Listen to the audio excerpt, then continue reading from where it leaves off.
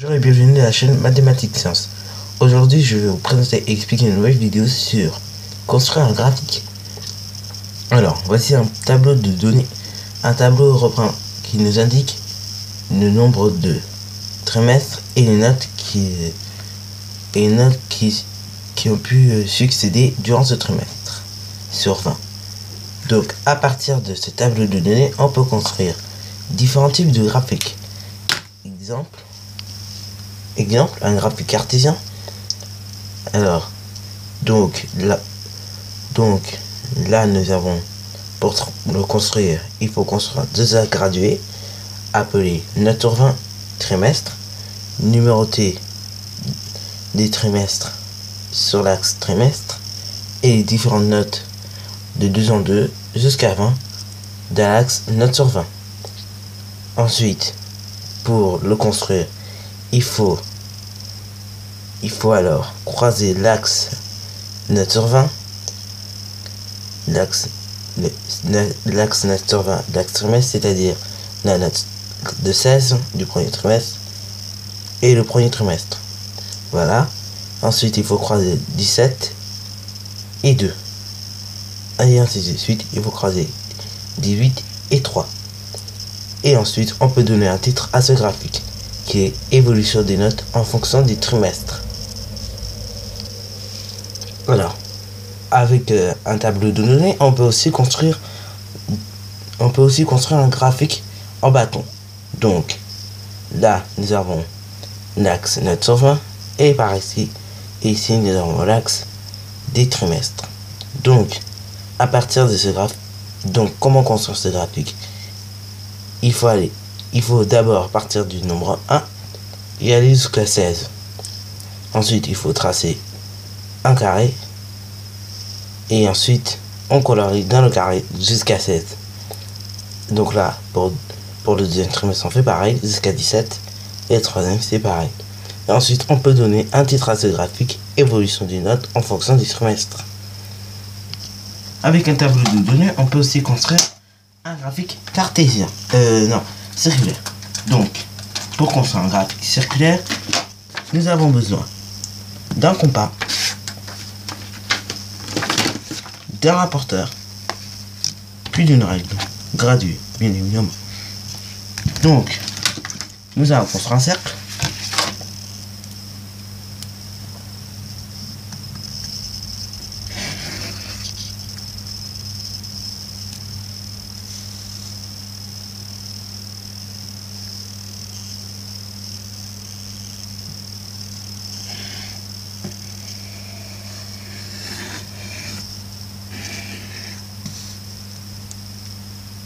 Donc voilà, nous allons tracer un cercle.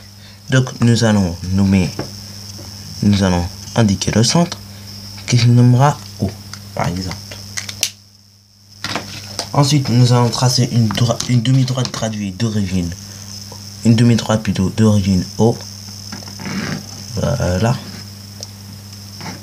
Donc, pour connaître la valeur d'un angle, on peut effectivement réaliser un petit tableau de proportionnalité. Donc là, nous allons indiquer dans ce petit tableau de proportionnalité des données. Donc nous allons indiquer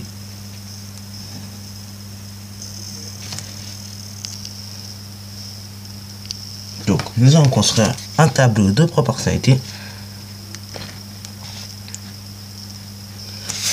Voilà.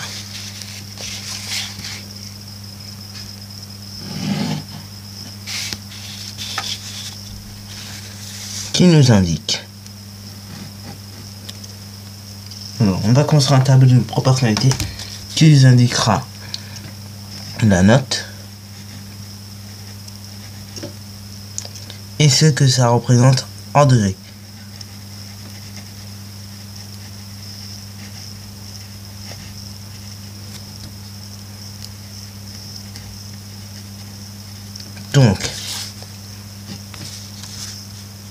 Donc pour connaître la représentation totale, donc déjà on sait que si on additionne toutes les notes que c'était la value, c'est-à-dire 16, 17 plus 18, ça nous donne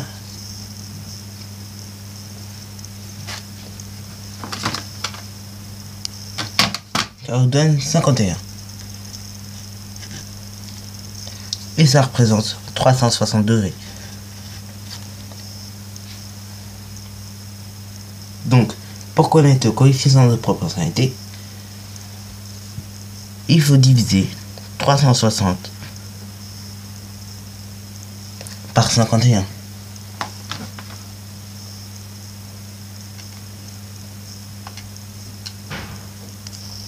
Donc le coefficient de proportionnalité est d'environ 7,05.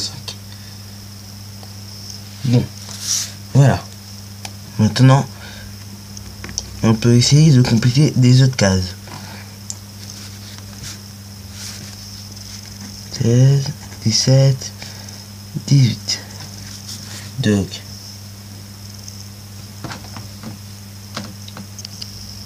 Donc, alors, pour 16 sur 20, ça va nous représenter un angle mesurant 112 degrés. Donc, nous allons construire un angle qui mesure 112 degrés à l'aide du rapporteur. Voilà. Donc, une fois avoir réalisé ça, nous allons partir de la trace CC au crayon à la main.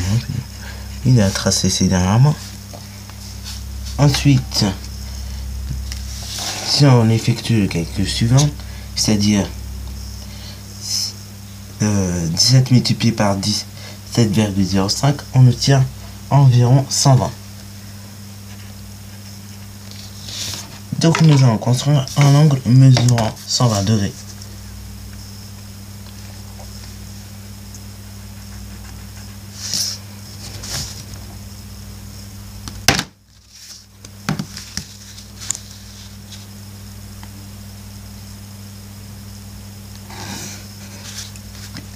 Et là, cet angle-là mesure 128 degrés environ.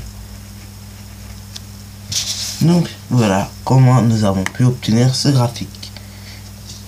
Donc pour ne pas s'y perdre, on va mettre qu'ici elle a eu 16, ici elle a eu 17, et ici elle a eu 18.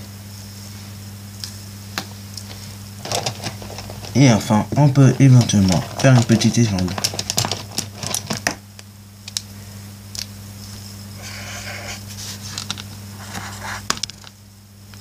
Voilà. 17.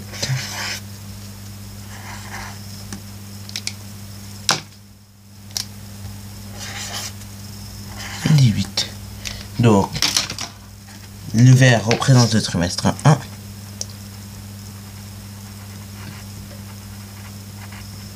Le rose représente le trimestre 2.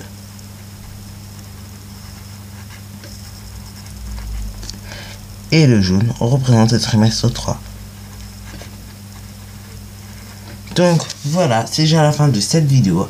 Alors si vous avez bien aimé ou compris cette vidéo, n'hésite pas à liker, commenter et surtout abonne-toi pour ne rien manquer de tes prochaines vidéos.